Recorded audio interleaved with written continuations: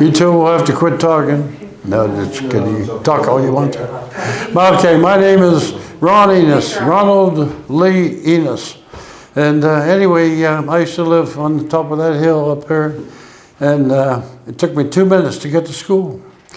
We had one-room schools all over Lower Tyrone Township, right? About 10 that I counted. And some are still standing, like Cunningham School. If you go down this Lower River Road, you go out there, it's on the left-hand side past where Culbers used to live. And that was one of our one-room schools. If you knew Mrs. Malin, or Miss Malin, she never got married. Miss Malin was a school teacher, and so was her sister, for that matter. But anyway, she taught us out there, and she had a whale of a time with us, you know. It wasn't fair that Gary Bayard locked her in the coal house. She says, I know who locked me in the coal house, but she didn't know. He locked her in the coal thing? Gary Baird. Gary Baird. So I think she just paddled him just for the, you know, and he was up there laughing. And she actually paddled him because of it. She blamed him for it. It could have been somebody else, but he was the guy. But anyway, another guy that came around there, I was in the 6th grade, and I moved from the Helltown School to the Cunningham School. So I was in the 6th grade, and a guy by the name of Bill Presock. Anybody know Bill Presock ever heard of it? Speaking of secrets, well, he lived out among the Lower Tyrones. We go up from Linden Hall, make a turn out of there, and go back that road. I don't know where it goes, down to the railroad, I guess. But anyway, Bill was a great guy over there, and so I always liked him. And he was 16 years old in the 6th grade. But he went anyhow, and he had fun with us. And he's always called me Ronnie. And I said, okay, Bill. But anyway, the story I was really getting to was my mother used to make me chipped ham sandwiches with the homemade bread. So it was about this tall, you know. So, I mean, I couldn't eat all that stuff and play ball while we were having recess, right? So I fed him every day. Because he didn't bring a lunch. He didn't have lunch. He didn't have any money. Oh, man. I saw him afterwards, and I think he died, but I'm not exactly sure. But anyway, because he'd be, well, I'm 86, he was 7, he'd be 93 or something like that, so I don't know. Well, anyway, that's the story about the one-room schools. Now, I wanted to show you, here's the old YMCA and the Western Maryland, and the P&LE crews used to be in there. The Western Maryland would come from Youngstown, Ohio, up to Dickerson Run. And of course, they had houses down through there, and so they had to take all those houses and put them in Liberty and Vanderbilt and surrounding communities. So anyway, Dickerson Run too. But anyway, that was the new version of the YMCA. It wasn't this. It wasn't. It had nothing to do with that. So anyway, you can see that guy's clothes. He's got some fancy duds on there. But anyway, both crews on the Western Maryland and the P&LE. My dad worked at P&LE. And let's see, I think I have a picture of the roundhouse. Where is it? On here. I don't think it's on. It's over here.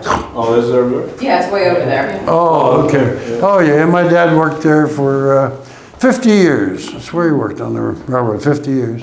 And he and Percy Noel, people like that, if you knew Percy Noel, and Still Wagon. My grandpa worked for the P&LE. Does he? He was a brakeman. Was he? Yeah, okay, there you go. Have a good connection there. My great-grandfather worked for Oh, that's right, yeah. Bob Foreman. Yeah, well, that was a close job if you lived in Dawson or Dickerson Run or Vanderbilt, Liberty. You know, it's a close job. But I always asked my dad why he got a job in a roundhouse, and he said, "You can't corner me there." Never heard that joke? I guess so. All right. But anyway, that's a little bit of the history of that P&LE Railroad. And of course, they had great big business. The Western Maryland ran from Dickerson Run to Cumberland, Maryland. I was a railroader too, so in my days of what. And the Washington Run Railroad, you may or may not know, it ran from Layton over to Perryopolis. That's where that road ran. And it was just a short line. It wasn't more than a few miles. But anyway, long story short, they took bricks out of the Layton area on the B&O side from there. And then there was the P&LE side across the river, which they had a swinging bridge, And so the people that worked on this side worked for that brickyard on the P&LE side. But the long story short, that Washington Railroad was a good place to get cars, the bricks that they hauled. That's the picture up in the upper left. Yeah, is that the Washington Run? Yes. Yeah, it goes through that tunnel. Yeah, okay, the tunnel, which I went to Periopoulos. It was really high. Yeah. Periopoulos High School, and of course I rode down from 7th grade to a senior, and so I had my thrills in the winter of the Layton Hill, so back in there someplace. But anyway, that was kind of my thrills. We rode bus, and we never missed a day of school. Never missed a day of school. Oh, the weather's bad. We're calling off to school. We had 2-hour delay. We never missed anything. Did you have to walk uphill both ways? Well, let's put it this way. If I was in Dawson, I had to go to Helltown. In the snow, Yeah, snow didn't matter. uphill both ways. I always heard that. Yeah, that's right. But Dickie Baker come in here and said he remembers Halltown. It is not Halltown, Dickie Baker. It is Hull, Hull. It's what it's spelled. Because, and this was told to me by an Ansel woman who was very old, and she knew about Helltown. Did I say? What am I reading? H-U-L, Hulltown. But anyway, Hulltown was named after a bunch of hulls that fell from the tree.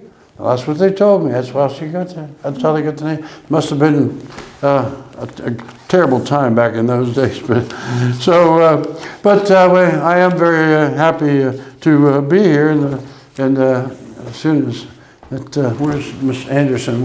But when she invited me, I was kind of thrilled. Kind of brings me back to my old radio days. I spent 14 years on the radio with various stations, including WCVI in Pittsburgh and so on and so forth. I'm not going to talk about that. We're going to talk about Helltown.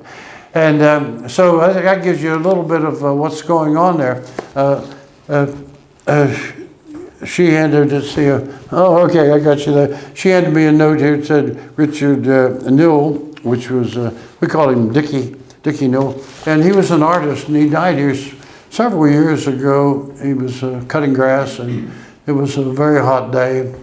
And but he was a great artist. When I say great, he had his pencil drawings of all the Pittsburgh Steelers. Every Pittsburgh Steelers. And anyway, he had other paintings around, but his mother was June Newell. I have a picture of her, not here, but if you look on my Facebook page, you might find it, I'm not sure. But anyway, he lived up around Johnstown is where he lived and died up there, but he was a great guy and always laughed at my jokes, which that's all I like about people that laugh at my jokes. But anyway, he was always laughing, but he never, being an artist, he never thought he was great, but he was. He was a great artist. And so he had passed away here a number of years ago, and he lived up the hill and over the road. Where the Helltown School used to be, he lived on the, about 4th or 5th house down that way. Now, I do have some pictures of the Helltown School, and I guess I should have brought those, but I have a drawing, and maybe if there's another time where we'll, but if you look on my Facebook page, I may have a few pictures of the back, and I don't know whether anybody knows Bill Cable or not, but maybe you do, Dickie. But he had his picture in front of the Helltown School, and of course these roads weren't roads at that time. They were rocks and everything else. If you ever lived there, there was nothing but rocks and dirt. And he was standing out there, and he had dirt all over his shoes, so we know he was in Helltown. But I do have DVD, and I should kind of brought it. Maybe another time, why I will get it set up there and have you see some pictures of the actual Howtown School. And so I don't really have the equipment to do that, but maybe one of you have this. The guy might have some here. We can put it on a little disc and we can show on that TV out there. Oh, is that right? Good. Yeah, Okay. flash drive. I have it on CDs. Right. What I did was I took pictures of every place around here on about 4 or 5 CDs, and so I bought them for the Dawson. Dawson gang. Dawson, well, not the Dawson gang. We ended up to be the Dawson gang, but it ended up to be the Historical Society. And so, anyway, I gave them the CDs, and they had a little fundraiser on that deal there. But that would be another time there. Okay, but our stuff is all about Helltown now. Did you bring all the pictures? They're in your hand. Oh. Yeah, right here. Oh, these are pictures. Okay, I didn't know the thickness. It must be on cheap copy paper. You didn't do cheap copy paper, did you? Yeah, I just made copies. Kim did. Actually, mine didn't print. You could see how mine printed on the back, right there. Okay. It dropped. Okay. So Kim fixed it because mine was doing it. What'd you get, about 6 or 7 or something? Okay, well, that's all right. 5 of them there. If you can maybe pass them to. So this is what it looks like. Okay, that's right. That's what it looked like. Now that was a wooden structure, and it was different than all the schools. The 10 one-room schools in Fayette County was different than all of those. Yeah, because it had 2 floors. What's that? 2-room schoolhouse, Yeah, 2-floor schoolhouse. yeah. I think it was 4 rooms, wasn't it? No, it was only 2 rooms. Okay. It was only 2 rooms. They And- had a variety of grades there, though. We Yeah. had good lighting in there. Oh yeah, yeah, that's right. Windows in each room, probably. Yeah. Yeah. Well, downstairs we had 1 through 4, and the top level we couldn't wait to get to the top level because it was the 5th grade. 5, 6, 7, 8 were there. Mrs. Gordon lives out on toward Scottsdale here. She was a teacher in the top grade, and Mrs. Black, who was formerly Helen Sprout, she lived right up from Ava Gordon, I think. Anyway, so she was the 1st, 2nd, 3rd, and 4th teacher. So anyway, it was kind of interesting.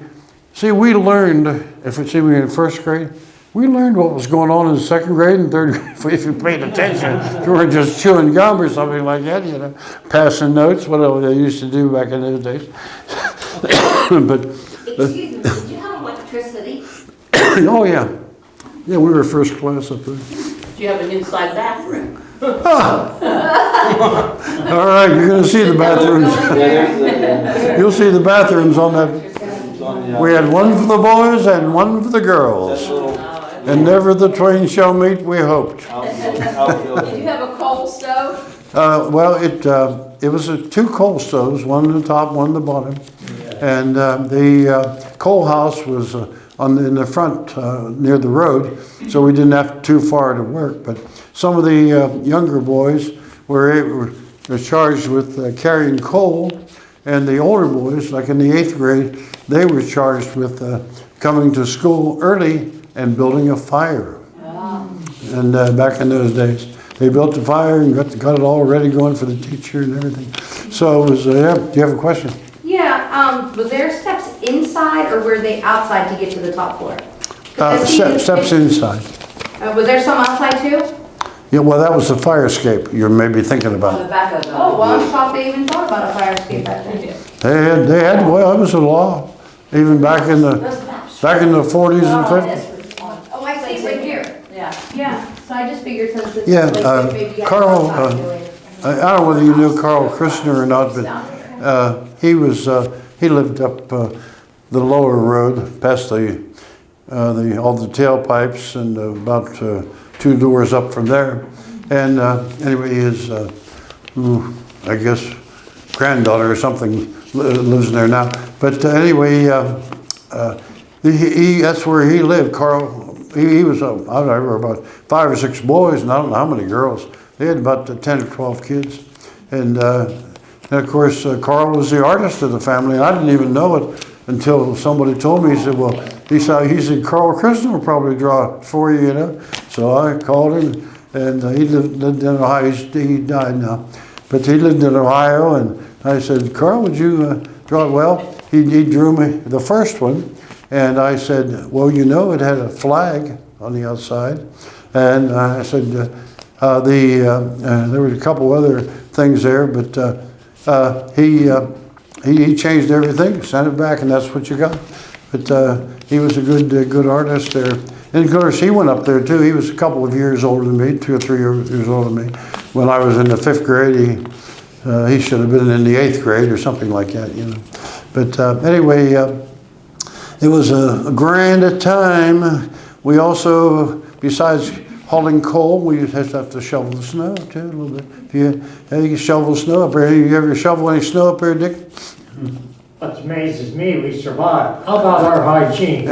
Go to the outhouse, come back, we never washed our hands. Everything to wash? Drank out of the same dipper. Yeah, that's a wonder we're all not all dead. Yeah, well, I don't remember washing my hands. No, that's right. In my house. Maybe I did, though. I can't remember. Of course, that was me, though, too. Got white trash, you know. Some other people, they wash their hands.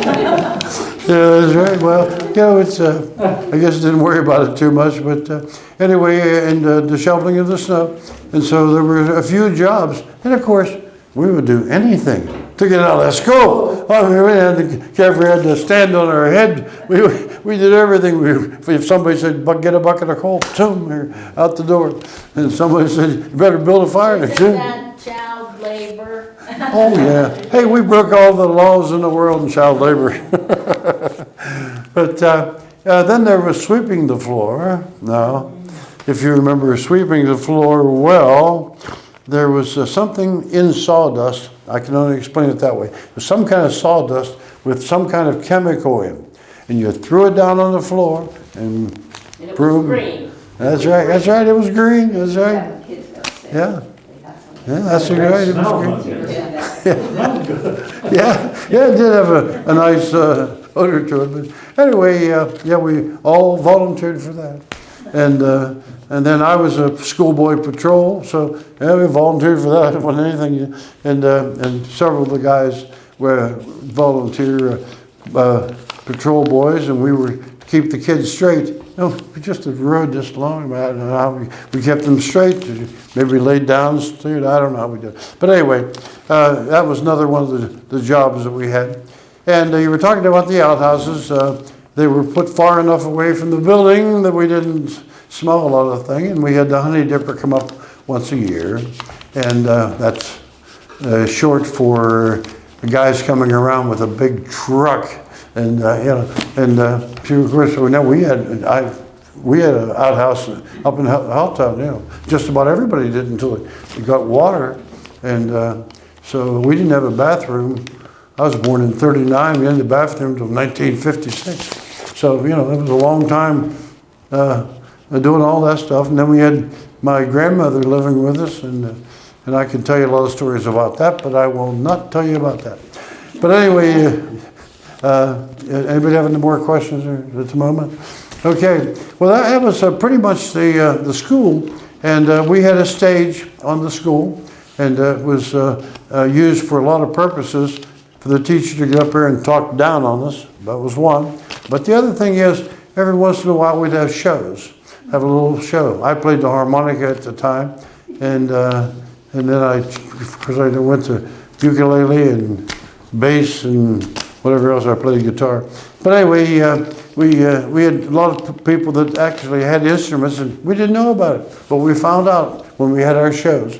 So I was 8 years old. But one of the stories I remember was Miss Sproat at the time, Mrs. Black. Well, she was a real good teacher, and apparently she believed everything I said, because I told her I said, my mother is going to be on KDKA this morning at 10 o'clock. I said, we need to let the students hear my mother and all that stuff. But I was telling the truth, and she believed me. So I don't know, must have had one of those honest faces, I don't know. But my mother did something that a lot of women, even her age at that time, it was 1948 long enough. Anyway, she drove down to KDKA in Pittsburgh, 2-hour drive, down 51, I guess she went. And so they had a show called Cinderella Weekend. Anybody remember that? Anyway, it was on KDKA. So anyway, she would answer questions, and then the final question was the Cinderella prize. And my mother won everything. She got a trip to New York. She could take one person. My dad was working all the time. He could, in the roundhouse, trying to go around those curves. But anyway, she won a prize on there, and the prize was a trip to New York, and she took one of my cousins. So anyway, she couldn't go down for a year, but she went down the second time. Drove down there, up the stairs to the KDK studios, and won again. We didn't have that broadcast at Helltown School at that time, but because I was it was 8th or 4th, 5th, 6th. I was out in Cunningham by that time, Cunningham School, so I don't think Miss Melinda had a radio. But anyway, that was one of our thrilling things that we got, but she believed me all the way, and she said, okay, class, you've got to be quiet now, because Ronnie, they called me Ronnie, not Ron, and anyway, she said, Ronnie, his mother is going to be on the radio. Well, wouldn't it have been something if she wasn't going to be on the radio? If she maybe wrecked her car or something, but she was right there, answering all the questions. So anybody have any questions so far? I know we had questions about the outhouse. That was pretty good there. Yeah, go ahead. Could you tell me anything about the Quay School? A little bit. I knew it was there. That was about it. And I know where it was. On Keffer Road. We can't find out. Yeah. My family came from down in that area. Tower Road, put it that way. Mm-hmm. And 1900, I have a little memo, or whatever you want to call it, of the ones who were in that school at that time. Oh, is that right? Oh, well, yeah. Let me take a look at it there. Yeah. It's kind of delicate, but Yeah, that's right. pass it over. Just take a look for it. Yeah, I know. yeah, Dawn's been asking me about it, and I don't know. And I asked Mom about it, and she said, like you said, Yeah, she well, knew exactly where. well, actually, that was, you say, that was, which school was it? Quay School. Way. Oh, Quay. Okay, Quay was, if you come out of Linden Hall, make a left, boom, it was right there. Or before you get to Secrets. Yeah, it's in the woods there. It's Yeah. Yeah. Oh, I thought it was on Keffer Road. Oh, that was Quay to me. Okay, so that was Florence Mine that was on Keffer Road. Yeah, well, yeah, that's where you're talking about. They used to have square dances and everything. Florence Mine, I think that was. So let me tell you what the schools were, because I remember all that too. All right. First, you had the biggest school, and most pupils was Helltown School, and I don't think we ever changed teachers. I think we had to change teachers. But in the 5th grade, what happened was they started to get Lower Tyrone, and they merged them with Perryopolis. So we had Perry, Lower Tyrone High School. Well, after 6th grade, in the 7th grade, I had to go to Perryopolis. That was it. And the ones that were still left in the schools, they finally built that brownfield school out there for the kids around the area, so they were bused all that way. But this is Helltown School. Okay, you go out the road here, and let's see, if you went to the right, that was Cochran School. It was then changed into a bar. You remember that, of course. Yeah, Mark Waterfield. That's right. Hey, well, can I add something there? the teacher there, Mrs. Wiggins, We passed. she walked every day from Dry Hill. Oh, Every day she walked, she never had a car. Well, that's okay. And you know when they built the new school, the elementary school, well, my dad was president of the school board then. yeah. But anyways, Mrs. Gordon was picking her up, she still walked her to school. She wouldn't let Mrs. Gordon drive up to Dry Hill to pick her up. Yeah, I mean, this is in the wintertime too, you know? yeah. She was a I have a tough woman. picture of her, by the way. Yeah, my too. dad tried to get her fired, like she gave me a C.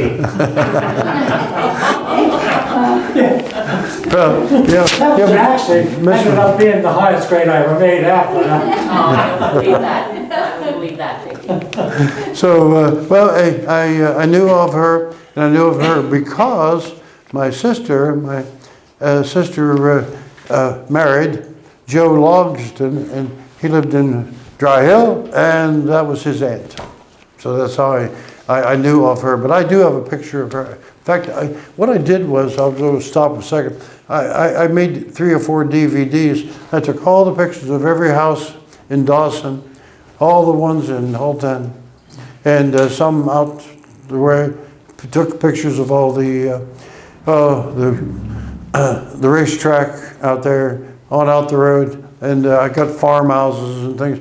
I have probably over 300 pictures, and maybe someday we'll just come down here and watch pictures. If you maybe would want to do that, because I just bored Janet with a whole bunch of them here. There was 110 on that. I have 3 or 4, and I got about 100 and some on each one. But that'll be something for another time. Another house. Yeah. Yeah, that's right. Yeah, boy, I'll tell you. Yeah, go ahead. Was the Spring Grove School older than the Holtown School? I'm guessing it was, and the reason I'm guessing it was because I knew people who lived in the Spring Grove area, and there were no schools in Jackson Hill nor Raineytown, but that was the school in Spring Grove. Spring Grove. And I see the Helltown area, there was, I think right after that, because most of the people were living in Raineytown and Jackson Hill. Then they started building homes up where I lived. And so that was, of course, many moons ago, but that's because my sister was named Betty Moon. But that's another story. Okay. But yeah, my sister, the reason she's named Moon is because my mother married her dad first thing off the bat. And she went to school to age 15. And then she met Betty's dad. And next thing you know, he's in the Mather coal mine explosion, and he died. And she was still, she wasn't born yet. He never saw her. But anyway, that was kind of the way that was. But so she had the name Moon, and she has passed away, and of course her dad's passed away. So my mother has 3 stones out there. One of my dad, Nevin Enos, and one of Ray Moon, which was his name. But my mother had 10 kids in the family, and that's what they did. That's what they did in those days. They had 10 kids. They had no idea what caused it, but I don't know anything about that either. Okay, but my grandfather on my dad's side, they had 12 kids. They want to up everybody, right? Get everybody up. So I'll tell you a story about my grandfather, and he had a place below the Dickerson Run where the streetcar stopped, down from Black's, and he had a place in there. It was a, well, that's, I guess I can't sugarcoat it. He had a speakeasy, and that's the way he fed his 12 kids. Nobody ever bothered him. Nobody ever came down and said, "Hey, we're going to bust you." Never made it. And they knew my dad had a school. I got a picture of him, and he looks just like me, or kind of the vice versa around there. But yeah, with all those kids and that, and everybody had big families. Small Christmas, but a big family. But anyway, he was a gray-haired man. I don't know if you remember him or not, but he was gray-haired, and he went. He was in the toy store, and he sold a lot of toys down there because people really liked him. And we just went in there and, oh, we want that, we want that, we want that. And we might have got one of the 20 things that we requested. But anyway, it was a kind of a fun time to go into Connellsville and go down to Troutman's and their eyes wide open and stuff like that. But hey, we were poor. That's all there was to it. Everybody was poor.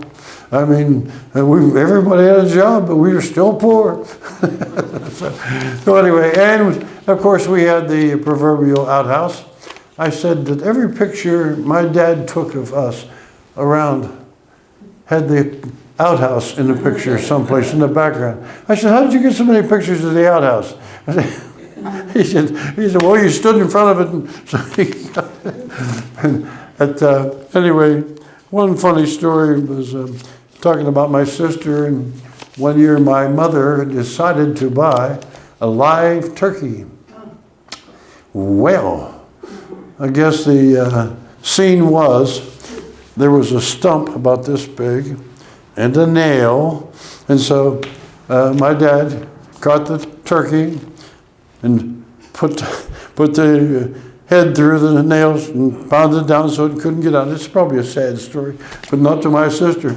But anyway, he finally got it squared away there, and so the next thing you know, my mother yells up there and says, well, you better get that thing out of there. It's bleeding all over the yard and everything. And my sister was kind of down there toward the end of the house. And so he pulled the nails up, and boy, that thing took off toward my sister. I'm going to say she's still running, but I don't know. She ran around the house, and the chicken just... or a turkey rather, just shot for the garden. I think he fell over, or she fell over, I don't know. But that was one of the funny things that happened around the house. We had a lot of funny things happen, but that was one of them there. But at the Helltown School, we were 2 minutes away, but some people, it wasn't 2 minutes away. The Etlings lived out in Reningtown and Jackson Hill. That was about a 45-minute walk in rain, sleet, just like the mailman, up and down there. Well, it was up and down hills because there was a creek that ran by. Anybody know where Spring Grove is? Okay. Well, if you know where that is, well, they had a school at Spring Grove. We had Tyrone, where the Presbyterian church is. There was a school there. We had Galt, was a school there. Now, how do you get from there to there? I believe somewhere around the Sproat farm, you got to go up a hill. Obrist lived up in there, and but that was another one that was school. And of course, there was one at Linden Hall, which is called St. James at that particular time.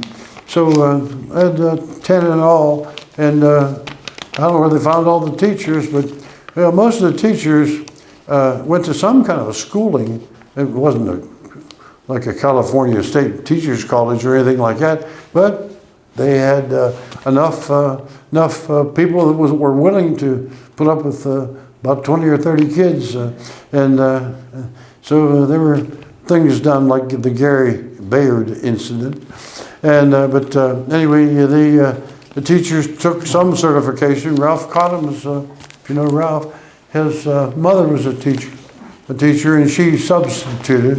And there was a Mrs. Bailey, and I'm trying to think of all the teachers that taught in some of the schools. Can't think of all of them. But any more questions after that? Yeah, was Quail School still in operation when you were in school, or were they all? Yeah, all the schools that were in operation when I was in school was Helltown and Tyrone and Cochrane, and then Galt and Quay, which was out there on that by Secrets. Yeah. And let's see, there was actually one school that I'm not sure of that was before my time. It's hard to get before my time. But anyway, Bailey's, Miss Bailey taught in a school. It was, if you come to the crossroads there at where the Grange is and all that stuff, and you went down the road a little bit, and there's a road that shoots back in almost like a U-turn back in there. Now that may have been St. James School, I don't know. But it was, there was a school back in there, and I think it was. yeah, it's, Is that on the way up to the winery? No, on the way up to the winery? Is that Yeah, where it is? yeah. yeah. You got, She lived back there after. When they tear the water towers down. yeah, that's right, the water Well, tower. it was down, right? Yeah, it fell down, that's what happened. I showed Janet a picture of it last night, and they had a water tower out there, but Sarah B. Cochran, and we can tell you a little bit about her too, but Sarah B. Cochran, she built a mansion out for herself. Her original home was in Dawson on the corner, a lot of people know that, and but she built a road out to the place. If you went down River Road and went as far as you can, of course it's blocked off, there's a tunnel down there, but that used to be a straight shot. You'd be at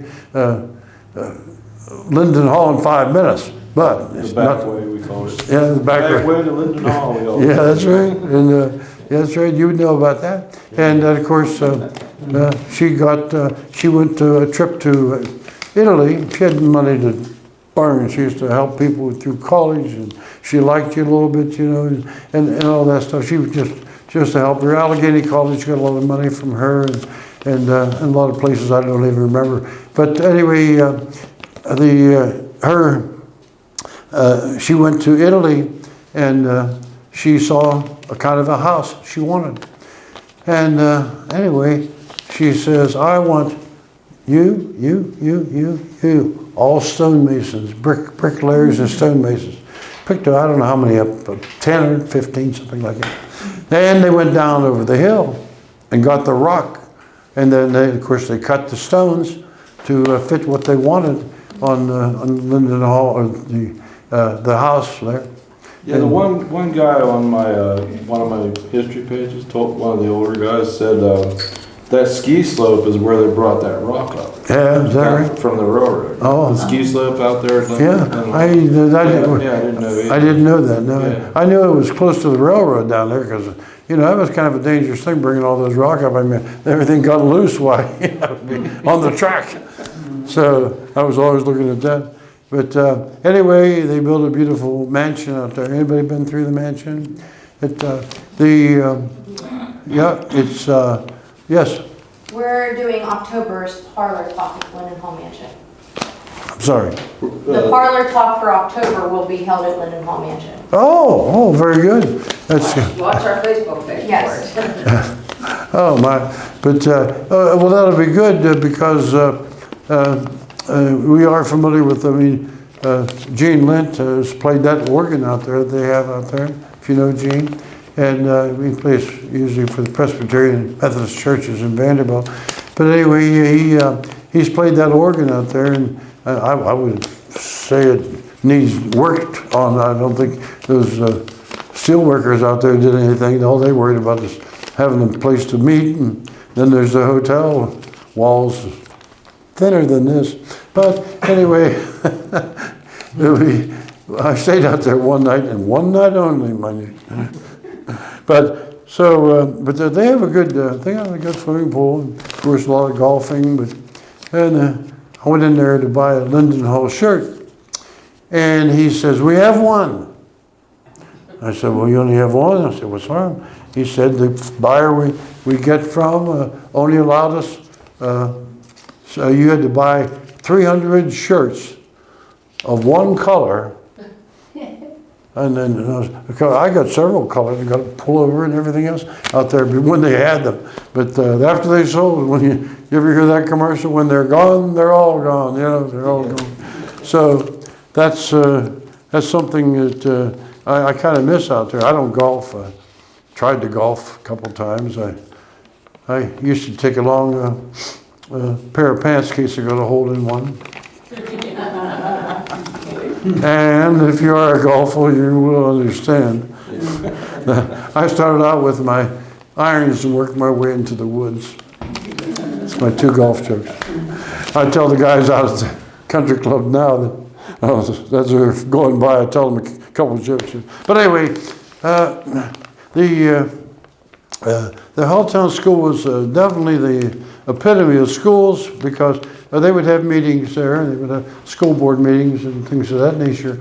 And they would have, try to have parties and things of that nature. When we got outside, we had hot dog roasts that extended the recess. We were happier about that, right? And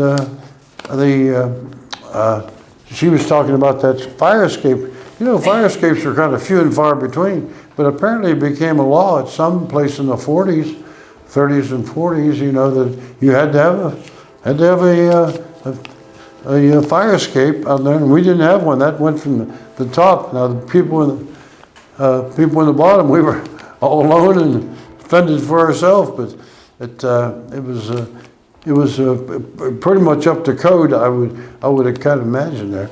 But any other questions? You? How many kids do you think went to that school? Well, at one time or another, we had about. I'm thinking of how many kids when they left the school. Now, I left the school when I was in the 5th grade.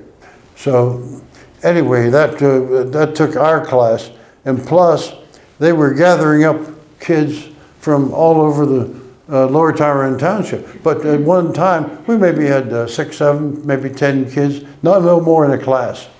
6 or 7 per class. Yeah, 6 or 7 per class, right? And the girls were passing notes. I can still remember the girls were passing notes around.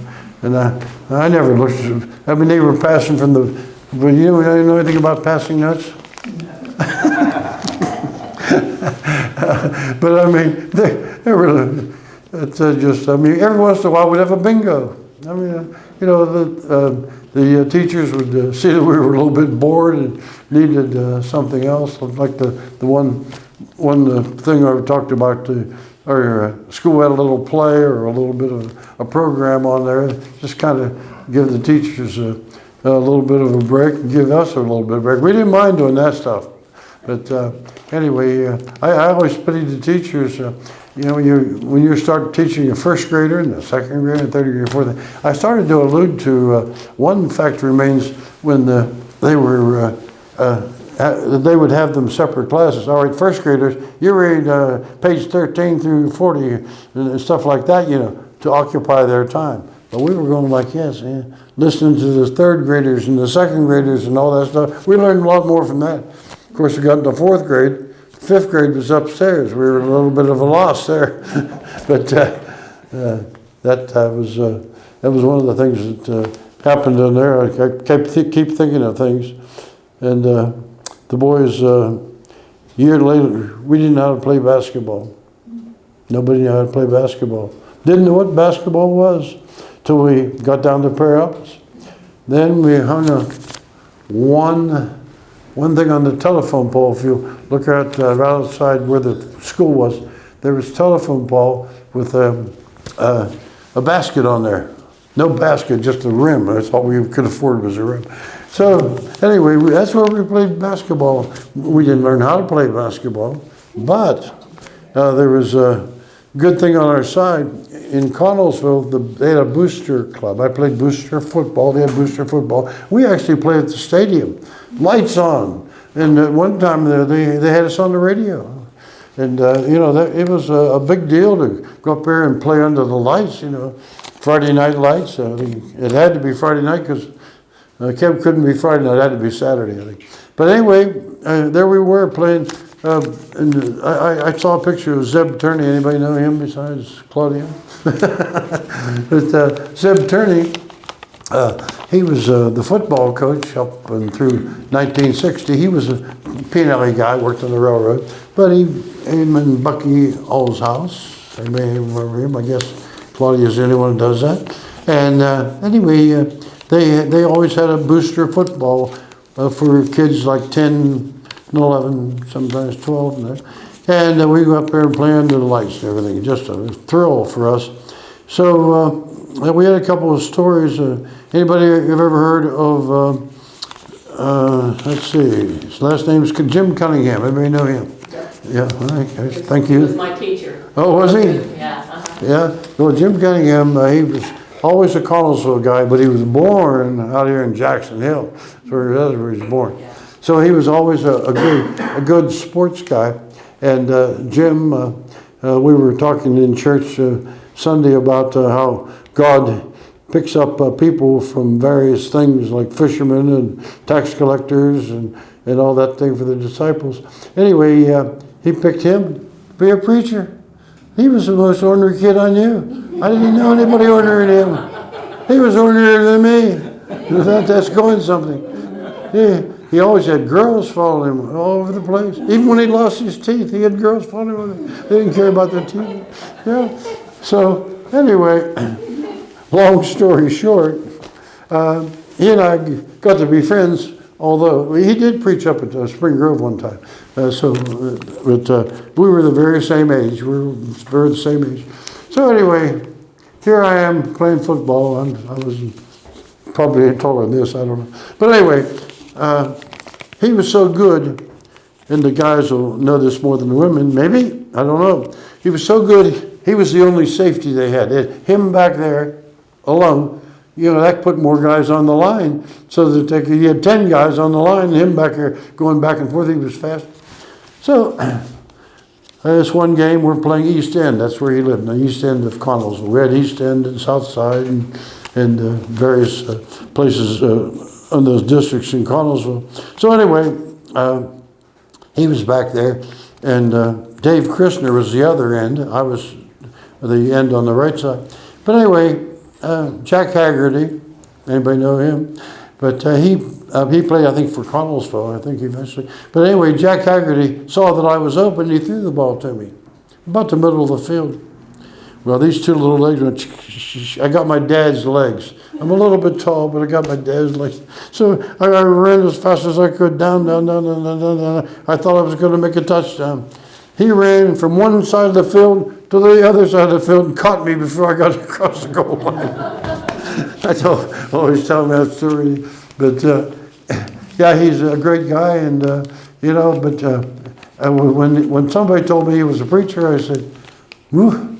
I said I grew up with him.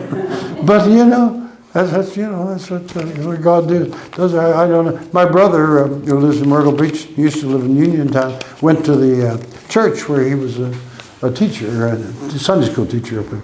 So that's my Jim Cunningham story. He lived in Rennietown. Now Rennietown had a company store, and you see all those coke ovens down there. You remember all those coke ovens? You got pictures of them. Well, we called them bums, but they weren't really much bums because they didn't bum money from you or anything like that.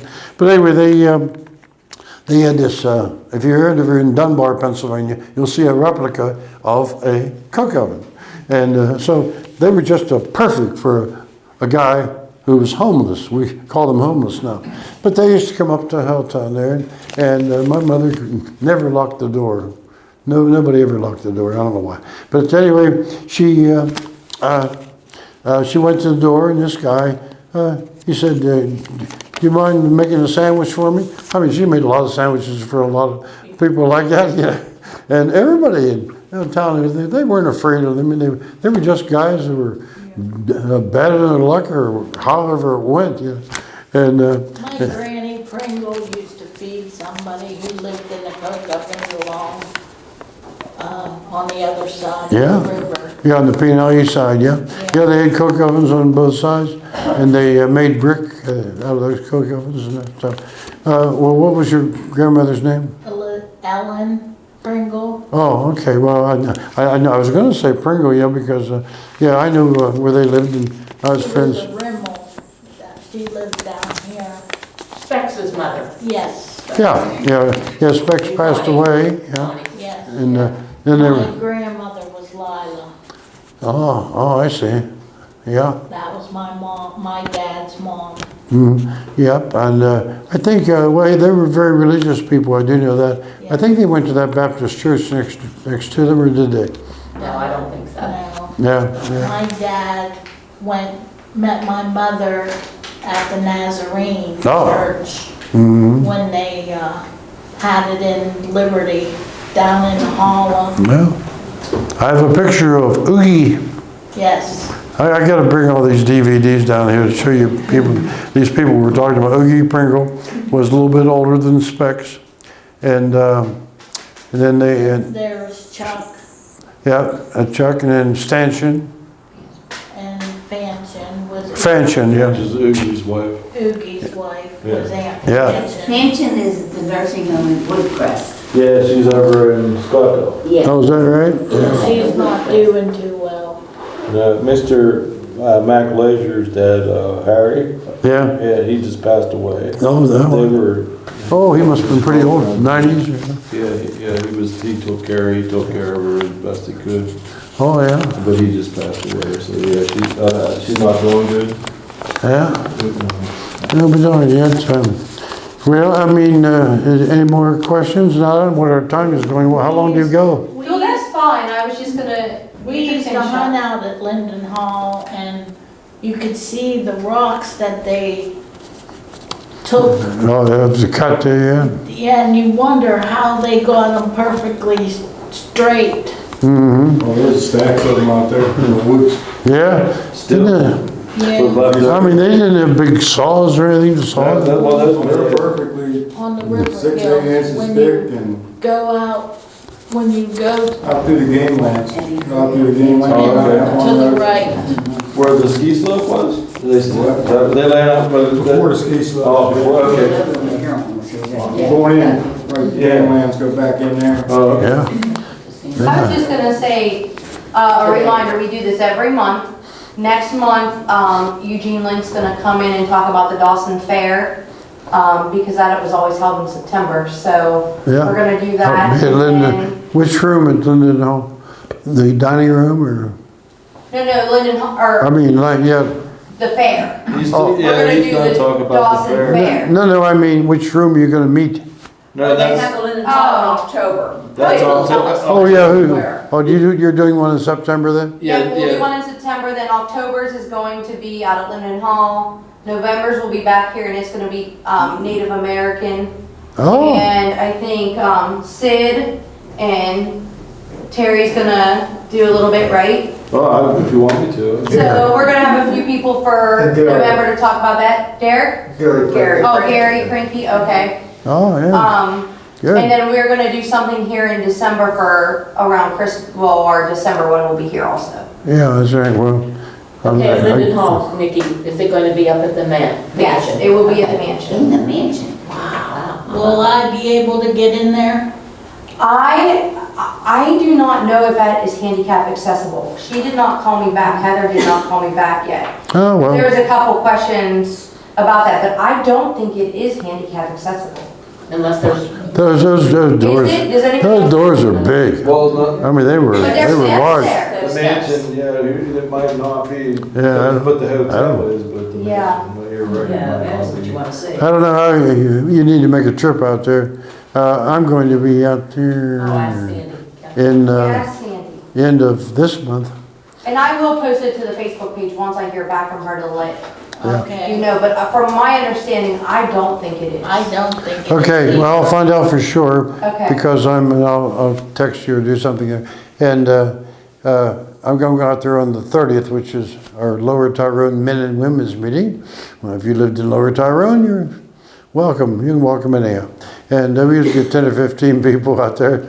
And Well, so, there used to be a chicken farm yeah, in the that back was, of Dawson, and my grandmother, Marion Seacrest, which was Paul Seacrest's wife, her and the neighbor, her best friend, Wilma Ham, they ordered 50 pounds of chicken one day. Oh. They were having a sale. yeah, I knew. Oh, yeah, so They were Ralph Collins' sister. filling up the freezers for winter. Yeah. And my grandpap came home and there was all these cages in the, of live chickens in the yard.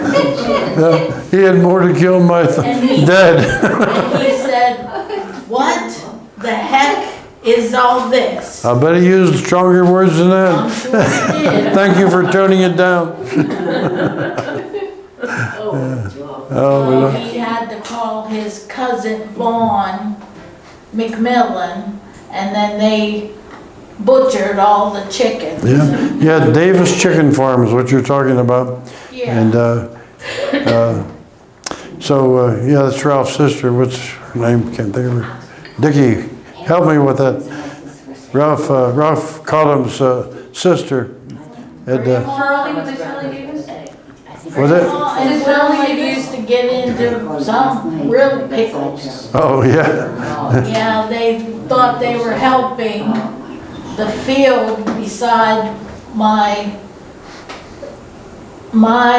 home place. My grandfather went to the courthouse to buy the house. It was Black's house, I guess. And my dad wanted to take off work and go buy it since it was connected to our yard. No. But my grandpap said no, he didn't want him to take off work, so he went and did it. And then he ended up gifting it to my Aunt Louise when he passed away. Never did sign it over to my mom and dad. No. So that's been a real pickle fight since she passed away. Yeah. Emma Jane Cullum, Emma Jane Davis. That's who owned that chicken farm out there. Yeah, Davis's chicken Yeah. farm. Yet the one, Florence Mine, I didn't mention that one room school. So they used to have square dances over there and swing your partner round and round, hit them in the teeth and knock them down. I mean, they were rough people out there square dancing, I'll tell you. Where was that one at? That was, do you know Ralph Collins? Oh, yeah. Yeah, it was right up the road from him. Oh, He had, he had Carolyn Smith, who passed away. She was in my same grade. And then Ruth, the Forsyths lived in there. Then the Florence Mine dance hall, but I think that was a school at one time too. Well, my pap and my dad were cleaning off the field, and Grandma and Wilma thought they would help. So they were burning a little bit, and they caught the whole field on fire. They had to call the fire department. Oh my goodness. Oh well, that was a good way to get it all done. Because they couldn't get it under control. Yeah, that's right. I think you have an old picture of the Quay School on one of those discs. I may, but Because you put you passed those pictures around Yeah. over Tyrone. I guess the only one I don't have, I think, is Galt. I had just about every one of them, but I'm pretty sure I have Quay. Yeah. I may. Oh, do you? When I was down here, I don't know, 7, 8 years ago, I can't remember. And I gave them a picture, and they did a copy and everything, and Yeah. they had that Oh, information. it's here? Yeah, it Oh, should okay. be in your file somewhere or whatever, yeah. Yeah. Maybe that. Yeah, I don't, I can't remember it is, but if I come down here with you guys, whatever speaker time is, why, I'll try to make it a point to be here, and I'll just take a picture of your picture, then we'll have a good picture. Okay, all right. I got one more story and we're out of here, right? My dad and his brother Mark used to set the 10 pins Areopolis. Wonder, They were the, Oh, wow. yeah, 10 pin boulders, oh, is that right? Oh, yeah. Yeah, I remember the they movie. were the ones who set up the pins. Yeah, I went to school in Periopolis. They had a movie down there, House of Big Hits. But anyway, I'm going to finish with this story. No names, please. There will be no names on this story. Can't do that. So anyway, these two guys who lived in Halltown. This is a Halltown story. Lived in Halltown. And one of the kids, they were kids then, but anyway, they're both dead, by the way. So anyway, they went to this garden where this guy had a pumpkin. It wouldn't quit, real big pumpkin, had a big stem on it. So what they thought was they would go to an area where cars were coming down the road. And they would tie this pumpkin stem and throw the rope up over a limb, hold it down, over the road. And their idea was they would let loose of it, and as soon as the car came, they would let loose of it, and they would come down there and maybe hit it or maybe not. They didn't want anybody to hit it. But anyway, they just wanted to scare somebody, you know. It's around Halloween time. Pumpkins are going there. Well, it didn't turn out that way, exactly that way. But they got everything, got it all ready. Got it all ready. Here comes the car. All right, good. We'll get it. So they kind of left it go a little bit too late and hit the hood of the car. Well, we had just carburetors in those days. And so anyway, when the hood went down, hit the hood, and it went down on top of the carburetor, stopped the car. So this woman got out, and she was saying words I never heard but before. But Telling on yourself, Mike. no, that was another guy. He was I said I never heard before, but he was telling me about it, and I never heard those words before either. But no, it wasn't me. I was ornery, but I wasn't that ornery. So that was just a couple ornery guys. But anyway, they did that, and of course she said, "I'm calling the state police. I'm calling this. I'm calling you. You dirty rotten." Then you just put your own letters and words in there. And anyway. Of course, they never found out who did it. These kids were a mile away by the time she got out of the car. But I knew everybody there, and it was a kind of a shame, but in a way. But those kids were laughing all the way up the hill. They thought it was funny, but it was dangerous. I guess something dangerous like that. And that's where they spent Halloween. Split have been in jail. Okay, if that's it, we can. Good.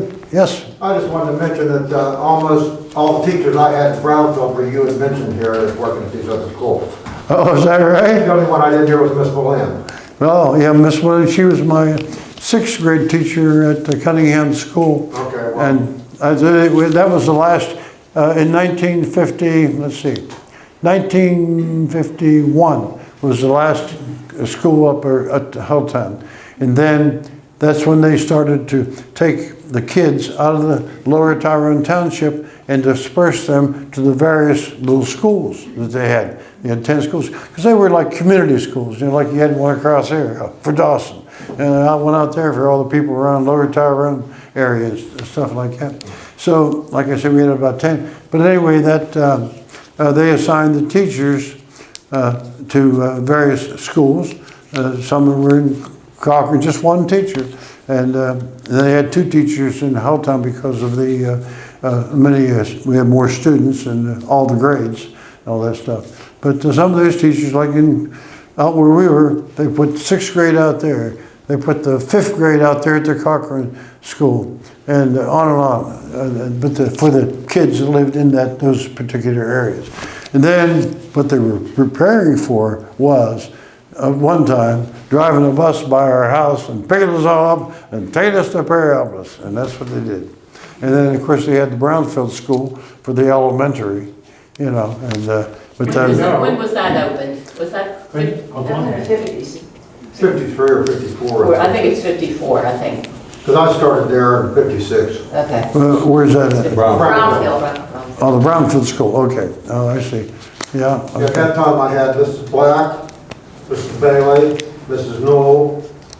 Yeah, that's my brother's mother-in-law. Miss Wiggins. Yeah.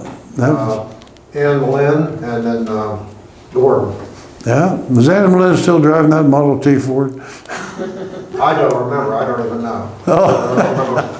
My own college brother. She come chugging up to the school, and, but we liked her. She used to dye her hair all different colors. Sometimes it'd be green, sometimes it'd be blue. Well, she was before her time. She used, Ahead of her time, I think. she used to come in the post office and said she wanted to be a cowgirl. Yeah. I'll tell you about one more person here in Dawson that you may or may not have heard of. The Bear family had 3 boys. Mama Bear, no, they had 2 boys, Bill and Bob, and they had a younger one, Don. The older ones were twins, Bill and Bob. Oh, is that right? Oh, yeah, there you go. So anyway, Don ended up in Morgantown, West Virginia. And his mother went to the Lutheran Church in Connellsville. And I always talked to her up there and everything. And anyway, when he got his degree, he was a psychiatrist. And guess who goes to him? All of the Steelers. He has almost all the Steelers up here in Morgantown, West Virginia.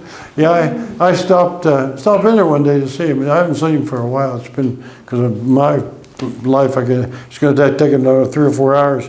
But anyway, he went up to Morgantown. He has a practice there, and he said, "Well, I do most of the Steelers." I said, "Oh, you do?" And they have problems. They got these problems. They want to sit you down and talk to you and stuff like that. But anyway, I'm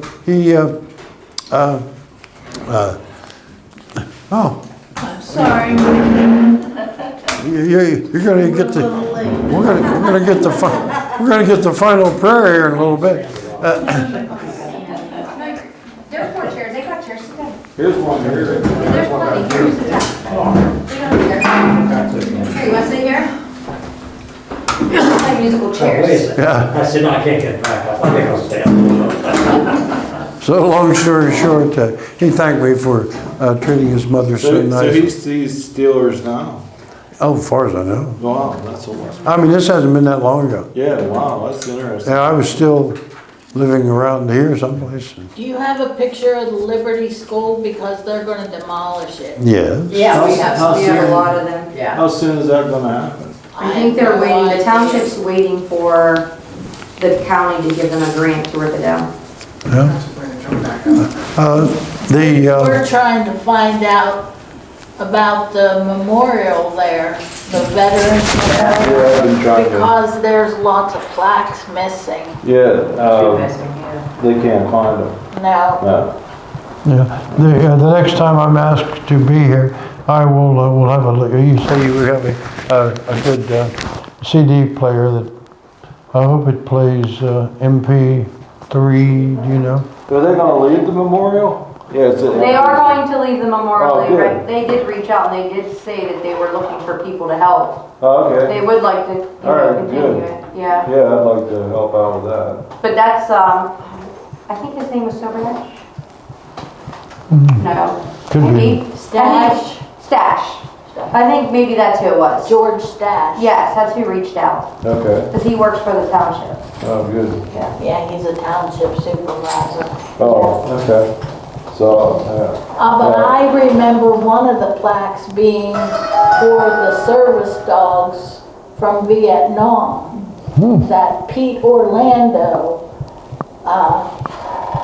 sponsored, insisted on them putting a memorial plaque on there for the dogs. I think he trained Yes. dogs. was that one of the little plaques? Because I know I think there's a couple holes. Yeah, two missing, yeah. there's some missing. We're trying to find out which ones are missing.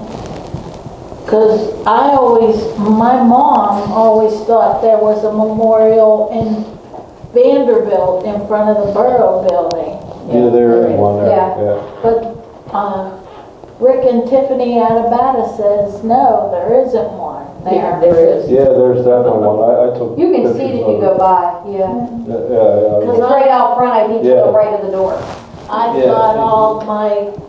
thought that's where my grandfather's name was on there, out in Vanderbilt. So it would have been him and all his brothers should be on there.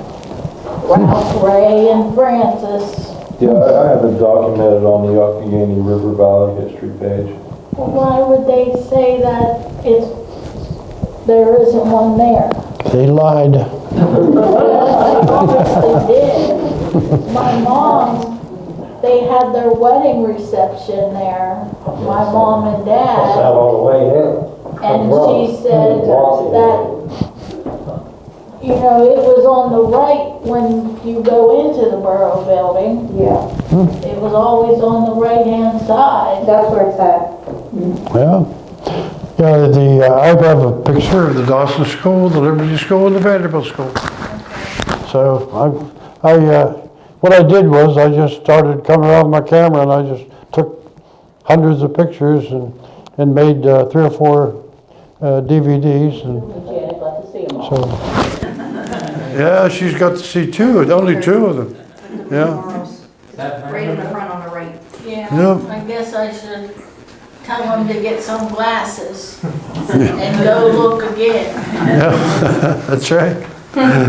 Well, we loved being here and talking about the Helltown School, which was part of my life for 5 years. And then we started taking buses. And so that's kind of run the whole home to school thing there. And of course, we kind of enjoyed that, just having a little small class and not being taught for maybe an hour or 2 because they were teaching the other classes, you know, in a one-room school. But So there was a one-room schoolhouse in Dawson too? Yes. No. right across the street, Yeah, No, it right, wasn't one room. right across from the church. yeah, big school. Oh. It had 4 rooms, but when I went there, I think it used to have up to 8th grade. And I'm not sure what year that I was hoping Cheryl Newell would be here, I was gonna ask her. But they had the 3 classrooms. Yeah, I could ask Judy, she knows. It's my, yeah, her mother was a teacher over at that school, What year was that? and she married my brother. She was born in 56. Only girlfriend he ever had. 13 years old, he walked out. A mean? Only girlfriend. Yeah. I had 1,000. Right. A means taught there for a real long time. Yes, Mr. Means. he was a principal. Yeah, he was the principal. How about Mr. Wishmore, what was his name? Whitmore. Whitmore. He was, Superintendent? Superintendent, Yeah. yeah. And Sadie Stoner she was the person that cleaned Oh, there. and fired the furnace and, yeah. Oh, let the 8th graders do it. Yeah. We're gonna get Claudia to talk about the Dawson School. Okay, yeah, that's gotta be good. Yeah, I was sad, I never knew about that school. Oh. You know, I grew up here I never knew about the other side of the tracks down there across from the post office, how that was a business section and yeah, I never knew that until I started doing these history pages. Have you ever looked Yeah. at Sanborn fire insurance maps? What's that? Sanborn fire insurance maps. Look those up sometime. It labels all those buildings down there. does it? Yes, I'll check it out. Well, you know, they made that picture, it was hanging in the yes. Dawson House. Print. Yeah, that was pretty good. But do I have, see, with my 9 moves in my life so far, maybe 10 counting Janet, why, I may have it someplace. Oh, we have it here, the Fowler print. Oh, okay, good. Okay, very good.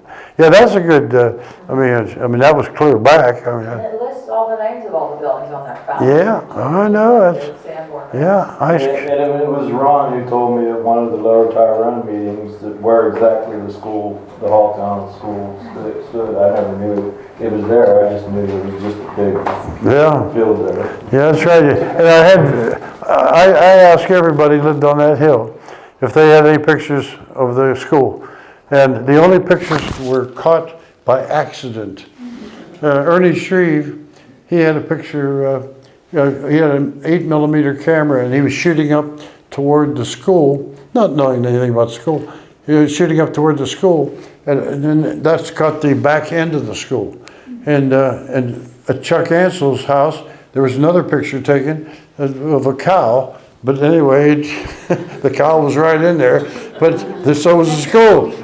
And then, You can piece it all together. yeah, and Bill Cable was standing on the dirt, filthy road up there they had, And we had, I got a picture of the front part of the school. And, but anyway, long story short, it's just memories in my head because the people just didn't take pictures in those days, didn't want to or didn't care to. Didn't like anybody maybe, I don't Didn't know. have any money. And I couldn't even buy a camera, right? Yeah. Did we have, is that a bell for us to quit? Oh, I think it was somebody's phone. But that's fine, but That's the anybody who buzzer. wants, there are some new faces and the lights are on if they want to go through oh the yeah, building. good, yeah. You gonna run the We got some new train? faces here. You gonna run the train? I will not be running the train. I truly don't know how to run the train. Well, that's